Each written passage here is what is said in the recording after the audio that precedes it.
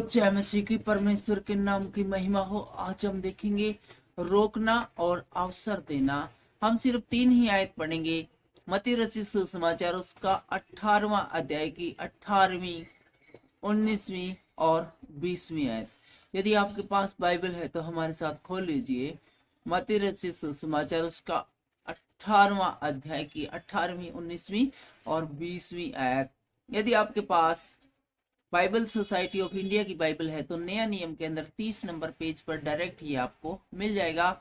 और हमेशा की तरह हम इसको सबसे पहले उर्दू में पढ़ेंगे और इन 3 आयतों को उर्दू में पढ़ने के बाद इसको हिंदी में पढ़ते हुए इसको एक्सप्लेन करने की कोशिश करेंगे। वीडियो को स्किप मत कीजिएगा, सिर्फ 3 से 4 मिनट का ही वीडियो है। हम चाहते हैं कि आप पूरी वीडियो के द्वारा पूरी आशीष ग्रहण करें। इन वीडियो को बनाने के लिए बहुत ही ज्यादा मेहनत की और हौसले की जरूरत पड़ती है, क्योंकि परमेश्वर का कार्य करने आप जाते हो तो 1000 प्रकार की बाधाएं आपके मार्ग में आती है और उन सभी बाधाओं को पार करते हुए अंततः मसीह के काम को करना, परमेश्वर कार्य करना एक बहुत बड़ी बात होती है। और यदि हम उसमें सम्मिलित होते हैं तो हमें बड़ी ब्लेसिंग नसीब होती है। तो चलिए आइए देखते हैं। सबसे पहले 3 आयतों को इनको उर्दू में हम पढ़ रहे हैं। मत्ती रचित सुसमाचार उसका 18वां अध्याय की 18वीं आयत से, रोकना और मौका देना।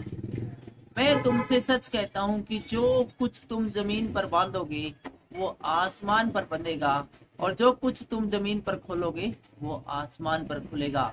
फिर मैं तुमसे कहता हूँ कि अगर तुम में से 2 शख्स जमीन पर किसी बात के लिए जिससे वो चाहते हो इत्तेफाक करे तो वो मेरे बाप की तरफ से जो आसमान पर है उनके लिए हो जाएगी। क्योंकि जहाँ 2 या 3 मेरे नाम से इकट्ठा होते हैं वहां मैं उनके बीच में होता हूँ। आज का ये वचन उर्दू में सुने जाने पर परमेश्वर आपको आशीषित करे, बरकत दे। रोकना और अवसर देना को हिंदी में देखते हैं।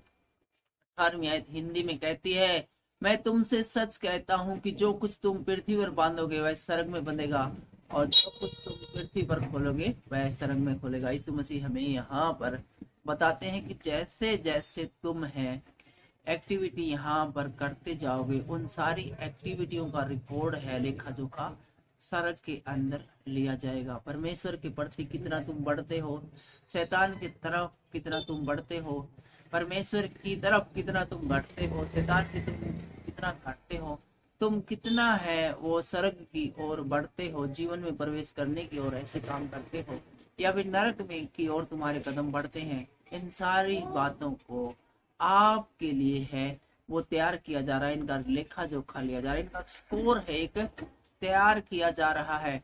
अब देखना तुम्हें है कि तुम्हें जो अभी थोड़ी सी लाइफ और तुम्हारी बची है उसके अंदर तुम कितने प्रयास करते हो कि तुम्हें तुम्हारी एंट्री स्वर्ग में हो या नरक में हो। इसको एक क्रिकेट के मैच की तरह हम समझ सकते हैं। मान लो 50 ओवर का मैच है और 35 ओवर हमने ऐसे गवा दिए तो आखिर में हमारे सिर्फ पास 15 ही ओवर बचे हैं। उन्हीं 15 ओवर में हमें अपना अच्छा से अच्छा प्रदर्शन करते हुए मैच को जीत की ओर लेकर जाना है। क्योंकि ज्यादा जैसे जैसे हमारा जो हम बात करी थी मैच की, तो मैच के अंदर जैसे जैसे हमारे ओवर बढ़ते जाएंगे हमारी प्रति जो बॉल है वो औसत भी बढ़ती जाएगी। तो इसीलिए प्रति ओवर है वो औसत भी बढ़ती जाएगी। इसलिए हमें हमेशा सावधानी के साथ है वो शैतान को स्किप करके शैतान की ओर से अपने आप को उसका अपना मुंह शैतान की तरफ से फेर के परमेश्वर की ओर लगाना है। 19वें आयत में कहते हैं, मैं तुमसे कहता हूँ, एक बार फिर से कहते हैं परमेश्वर, फिर मैं तुमसे कहता हूँ यदि तुम में से 2 या 2 जन पृथ्वी पर किसी बात के लिए एक मन होकर मांगोगे तो वह मेरे पिता की ओर से जो स्वर्ग में है उनके लिए हो जाएंगी। क्योंकि जहाँ 2 या 3 मेरे नाम पर इकट्ठा होते हैं वहां मैं उनके बीच में होता हूँ। यीशु मसीह को अपने पास बुलाने के लिए एक सुगम आसान रास्ता यही है, 2 या 2 से ज्यादा लोग मिलकर इकट्ठे हो जाइए, परमेश्वर की स्तुति आराधना के गीत गाइए, वचन को पढ़िए, परमेश्वर के वचनों के बारे में बातचीत कीजिए, उसी की आशीषों के बारे में बात कीजिए, प्रार्थना कीजिए यकीनन वहां पर परमेश्वर होता है, यीशु मसीह होता है, उसके स्वर्गदूत होते हैं। और जब दो या दो से ज्यादा लोग मिलकर किसी विषय के लिए प्रार्थना करते हैं तो वो प्रार्थना सुन ली जाती है, क्योंकि यहाँ दो या तीन, दो से ज्यादा लोग मिलकर जब मांगते हैं तो वो अपनी जरूरत के अनुसार ही मांगते हैं। जबकि अकेला व्यक्ति मांगता है तो वो अपनी जरूरत से ज्यादा और भोग विलास के लिए मांग सकता है। इसलिए यहाँ पर कहा गया है कि जब भी प्रार्थना करो, दो या दो से ज्यादा लोग मिलकर जब प्रार्थना करेंगे तो मैं वहां पर उपस्थित रहूंगा और उस प्रार्थना को मैं सुनूंगा। आज के इस वचनों के द्वारा परमेश्वर आपको आशीषित करे, बलवंत करे। सबको जय मसीह की जय हिंद।